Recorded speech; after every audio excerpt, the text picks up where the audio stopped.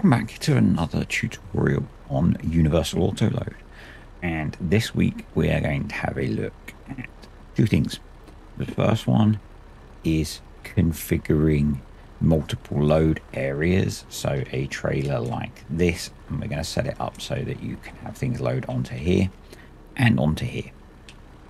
And then the second is multiple configurations. So what I'm going to do is set the trailer up so when you don't have the timber poles, it just acts as a normal auto load trailer with bale mode, and then when it does, we will include the log loading feature. And as part of the setup for that, so that you can work things out, I've named my trailers. So we've got one that's just got the headboard. Not too worried about that. That's just so we can try and identify which of the options that is. We've got one that's got the headboard and the log poles, and then one that's just got the log poles. And so we'll use that to try and work out which of the design features is controlling the poles. Yeah, so future videos that are also planned. Loki pointed out that there is a slightly nicer way of getting the information into Universal Autoload, and particularly useful for multiplayer, and so we'll have a look at that in the next video probably. And the other one is for trailers.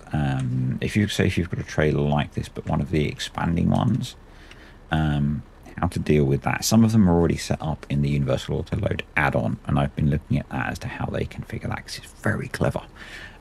So we might have a look at that as well. There is a new update to Universal Autoload that Loki pushed out last week, so go check that out as well on his GitHub. But yeah, let's get stuck in. I'm going to tackle this one first. So the multiple load areas, so that we can have it stack on the main body of the trailer and then up here. So I will see you out in the mods folder.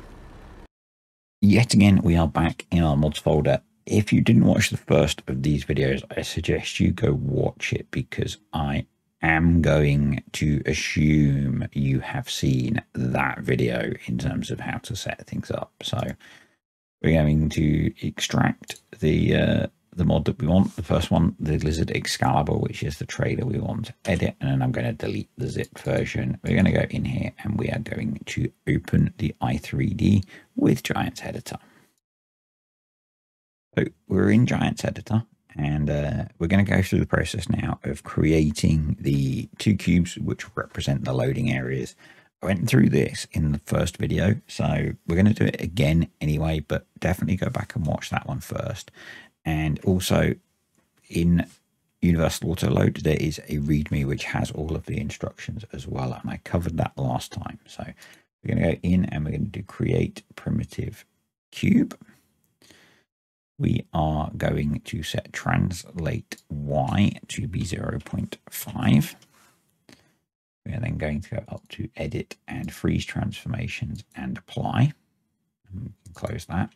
And then we are going to have press with the cube selected, press and hold Control B, and then left click on the bed of the trailer, and there we go. So that's jumped it up to be on the bed of the trailer. We then want to 0 X and Z to put it back in the middle, just in case you didn't click perfectly on the center of the trailer. Now we need to adjust scale X, Y, and Z to that. Wasn't what I planned. Let's undo that. Now we're going to scale X, Y, and Z to get the cube to fit the trailer. We'll do X first, and I'm going to start off with about 2.25. I think that works. You might want to go a bit wider yourself. It's up to you. And then Z is the length, and we also might need to play about with the translate with Z to get it to work. So it's going to be quite a big box, obviously, and then we need to shift it down. So yeah, we're going to probably go, let's try 14. That looks too big, maybe. Let's try 12. Like last time, this is a bit of a process of kind of trial and error, and yeah, I think that's okay. I'm happy with that. And then the height, you don't really need to mess with too much, because we can set that in game anyway, but let's go for 3. There we go. So a nice big box. So that's our first load area. We're going to create another one. So go back in to create and primitives and cube. We will do the same thing. So translate y equals 0.5. We will edit freeze transformations, apply, and then Control B and click on the area. This time we are not going to want to zero the Z component now. We will zero X. And then you might find that we need to shuffle this around a fair bit. So I'm going to go for the same width. So we'll go for 2.25 again. Lengthwise, that looks like maybe about, no, 4 is too big. 3, 2.5. There we go. And actually that Z position looks okay. We'll just move it a little bit. And then height, I think maybe let's go for like 2.5. Yeah, that kind of lines those up. So that's our 2 boxes. Remember, do not save this because we don't want them. We can always delete them if you do, but don't save it. We're now going to get the XML up. So let me just sort that out. So if I open up or get up the File Explorer window again, and we will go Lizard Excalibur, and let's bring that across. So like before, scroll down and we're going to find somewhere to stick in the autoload information. So there is another place you can put this, but I want to do that in a separate video. It's very similar, but you have to do something subtly different. So I just want to focus on the mechanics of setting up the areas at the moment. So again, in the use your words, in the README is the text that you need. So I'm going to go across and copy that. I've got it open on another window. Just copy it and paste it in. So there we go. And we don't need those bits. And just because I prefer things to be a little bit neater, we will decreasing that. There we go. So it all lines up. Process now is a lot like the first video. We just have to transpose the numbers. The bit that we're going to have different is we're going to have 2 loading areas. So let's just copy that and paste it in. And then we need to transfer the numbers across. I'm going to start with the bigger one. So we load that first. So let me just scroll back down. So we want to get the offsets. So I'll just type them in actually. So 1.497. No, it's 0. 1.497 and minus 3.372. So I'm copying these numbers over here. Width is translate X, which is 2.25. Height is the height that we've chosen, which is Y, which is 3. And length is Z, which for this first one is 12. So that's that one done. We then go back to Giants Editor, click on the second cube and repeat the process. So offset will be 0 again. Y will be 1.997. Put a double minus in there. And we have minus, no, we have positive 4.499.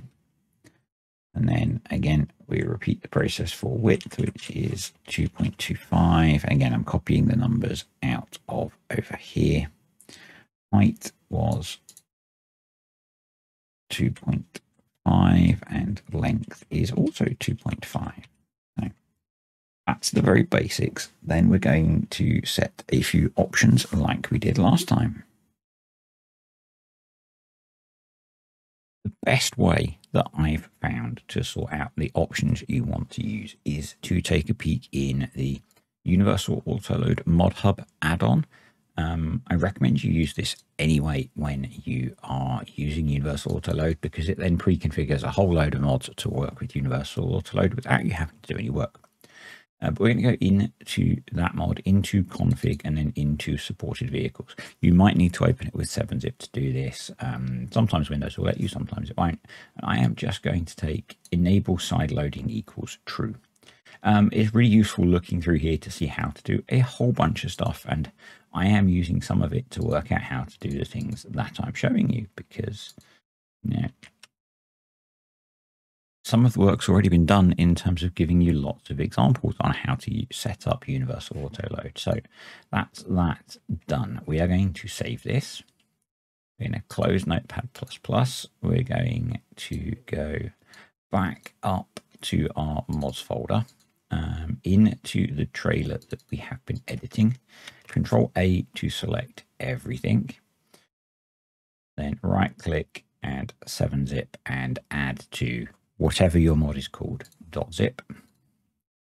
We are going to cut that and paste it into the mods folder, and then we will delete this. You don't want to have two copies of the mod, so having an uncompressed, having a zipped and an unzipped version will make the game unhappy. So let's reload the game and we'll give this a little test. Just brought a couple of stacks of hay bales to demonstrate this with, just to show really. I'm not too worried about how it all fits in and stuff. Looks like we need, there we go. So and it's full. So yeah, obviously however you configure things, you will get different amounts on. Might be better in this case to have made it slightly wider so we could get 2 stacks of bales on. And if you wanted to configure this as a bale trailer with a, being able to stack a different height of bales, then watch the previous video where I went through that, and I'll have them all in a playlist anyway. So next job to tackle is configuring this trailer so that we can use it as either a bale or pallet trailer or a log trailer. So let's jump back out to the mods folder and get to work on that. So just for completeness, we'll go through the process again. So we want to unzip it with 7-zip. And if, I would recommend that you copy the original to somewhere else to have a backup. I'm just going to delete it because this is just a straight download off of ModHub. And we're going to go into the folder, and we are, actually before we do that, what we're going to do is go into our save game and open up the vehicles.xml. So let me save game 6. Yep, it's probably that one. If we open up the vehicles.xml, I actually have it open already, but let's ignore that. So got that open. We're then going to go back into the mods folder and go into there and open up the XML. And so the first thing that we are going to do once we've done that is open up the i3D, because we need to draw our box. So let's do that. Not too far. So, and then we'll talk about how you configure things so that you can have it as essentially different configurations. So we're going to go back into create primitives cube. We're going to do translate y equals 0.5. We are going to do edit freeze transformations, click apply and close. We then do control B and we click on the bed of the trailer. We then 0 X and Z, and we don't do that. And then as before, we resize the box to fit the trailer. So And I am going to make sure that it's somewhat conservative so that when we load logs, they stay inside. So I'm going to guess that usually about 2.25 is a good number.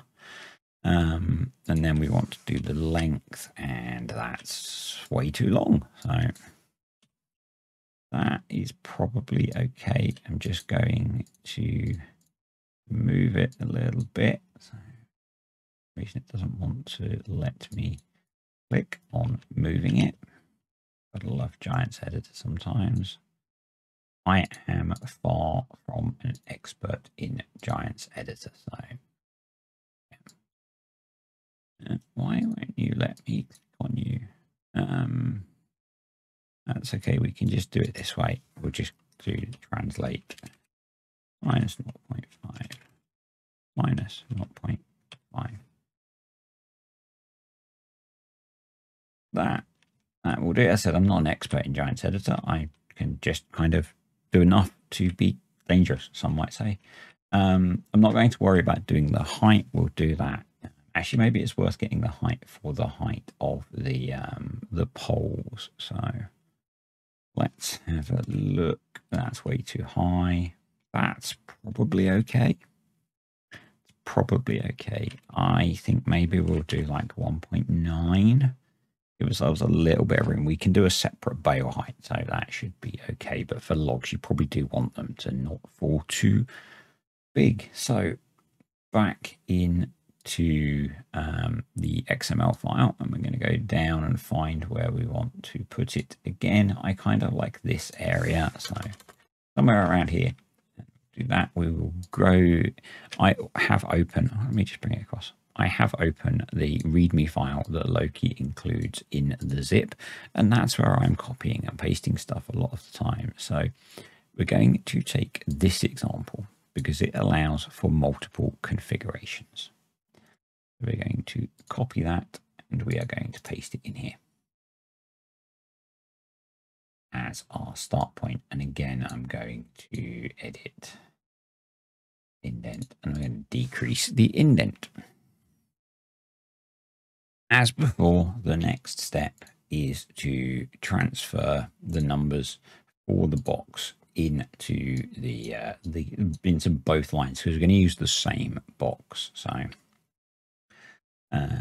let's get that done, and then we'll look at how we configure things. So 1.132 minus 0.5, not double minus.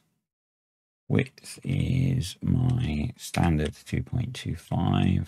Height, we are going for 1.9, and length is 8. And this bit we can just copy across into both. Let's do that. I'm going to get rid of these like that. So next we need to jump into the vehicles.xml and find our trailers and work out which config we need to look at. So Lizard Excalibur, that's the jobby. Oh no, not Lizard Excalibur. We want the Lizard 28-foot trailer. So it might be at the bottom actually, because yeah, there we go. So find the first one. There we go. So this one just has the log poles, which looks like that is design 2. Because that's the one that's changed. If we go into the next one, so this has the poles and boards, and again, design 2 is at 2, and design has changed to 4. So, and then if we go in here, the one without the poles, design 2 is back to 1. So design 2 looks like what we are interested in. So I'm just going to go across it. I'm just going to copy that in there just so we've got it handy. We're then going to go into here. because we need to tell Universal Autoload which configuration to use, and we have this use config name option, because by default it will I think default to just using design, and we need to use design too. As before with getting our options, just refer to the supported vehicles in Universal Autoload add-on, and we've got use config. Then we can put in the name of the config, and we can go selected configs. So let's copy that, go back over here, and we're going to paste it over what's here originally. Let's do that. So we want design 2, so I'm going to cut that and paste it over here. So for config 1, which we will do first, that's the without log poles, and that we want to behave like a bale trailer essentially. So we're just going to go in here, we're going to look for is bale trailer. We want a more basic one than that, so is bale trailer enable side loading equals true. That's what we want, so let's copy that, paste that in here. So, and then we also want to grab a bale height. We'll do that, and we will put that in. I put that at the end. Yep. So let's put that there, and we should be good. So just if you need to check that you've placed everything in the right place, if you're using Notepad++, you can use these little minus signs, and then they turn into plus signs, and you can just open and close and make sure that the right text is disappearing. So kind of handy there. So that's our first one. This means, you know, we've got a bit more height for loading bales. It will let us have bale loading mode. You can load pallets as well. The next thing that we need to do, you can either do in game or in the XML. I'm going to try and show you how to do it in the XML. So we'll go back to our mods folder, into the folder for the mod we're editing. Actually, we don't need to do that because we've got it open already. Stupid me. So we need to find design configuration 2. So that's this one. Basically, we need to work through and see how many there are. So this is, so configuration 1 is the, let's keep going up. Let's keep going up. Let's find the top of it. Design configuration 2. So we've got without pillars, which is 1. That's where we started. Then got 2, 3, 4, 5. No, 1 is without pillars. So that's this one. So 1, 2, 3, 4, 5. So there are 5 options that we need to cover. Let's quickly go and check that in game, because I think that might be easier. If we jump into the store quickly and go to the trailer we want, which is under forestry equipment, if I remember rightly. Yep. So timber poles is the option that we're playing with. So the first one counts as number 1. So 1, 2, 3, 4, 5. So that's cool. What I might have to be careful of is that I've got the height right, because I think I set the height to be the top of these. And what you might want to do for a more thorough job is actually set up 3 configs, so that you've got the height for these ones and then the height for the shorter poles. But we're just going to do the one for today, and hope I've got it right. So it was 5 was the answer. So let's go back to the mods folder. Back in the mods folder, and we need to scroll back down to our Universal Autoload bit. And under selected configs, we want to have 2, 3, 4, and 5. And for whatever mod you're doing, it'll be whatever configs it was. It's going to be different, and you're going to have to maybe experiment a little bit to work it out. Like I said, ideally, we'd probably want 3, and so we could have the height set to match up with the different log poles, but I'm just demonstrating it, so I'm not too worried. And then the last bit we need to do is we will go into supported vehicles, and I don't want to do, let's go back to here, into config, open up supported vehicles again, and we are going to search for log. There we go. So options is log trailer, and that's what we want to copy and paste into here. We'll tab it to make it neat, and then again you can just check that you haven't messed anything up with where you've placed it just by doing the open close. And also just look at the nice thing about Notepad++, it will tell you if you've made mistakes. So just look and make sure the text looks okay. So for example, if you'd missed off one of those, then things start to look different. That's the really nice thing about Notepad++. So this is us done. So what we have is, for a configuration that doesn't have the log poles, it acts as a normal auto load trailer with bale mode, with an increased height for bales. And then for a config that has the poles, it will work as a log trailer. So let's save that and close it. We need to go back into the folder for the mod. We'll do Control A to select it all, 7-zip, add to zip, and as before, cut that, paste it into the mods folder, and then delete this.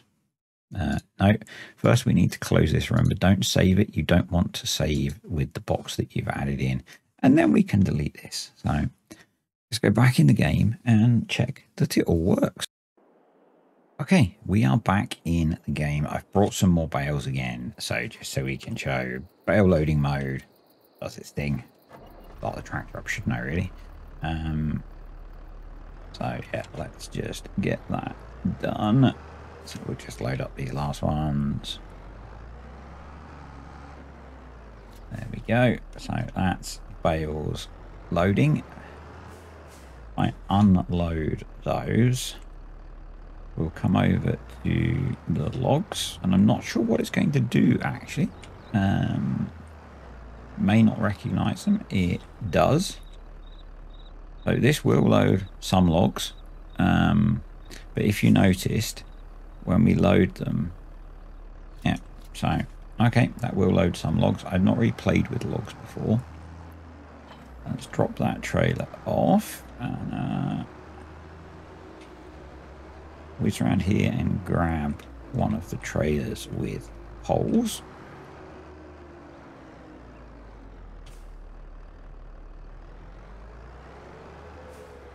There we go. Now we get no bale loading mode because we've not configured it as a bale trailer.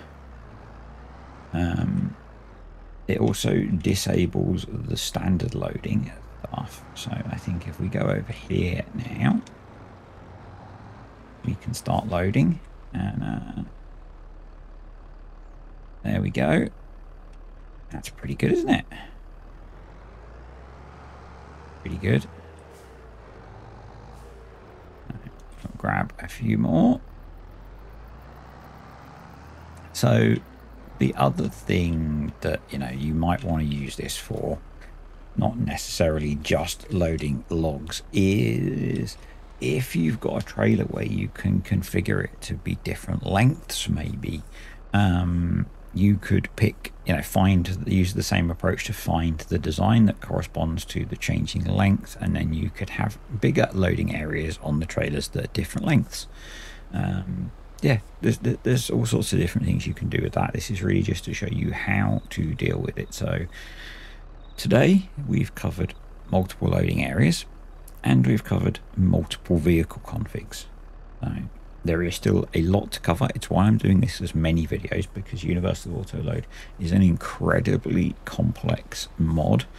I think next time I'll show you the alternative way to get the data into Universal Auto Load. So rather than editing the vehicles XML, there's another XML file you can put them in, and that probably works better for multiplayer.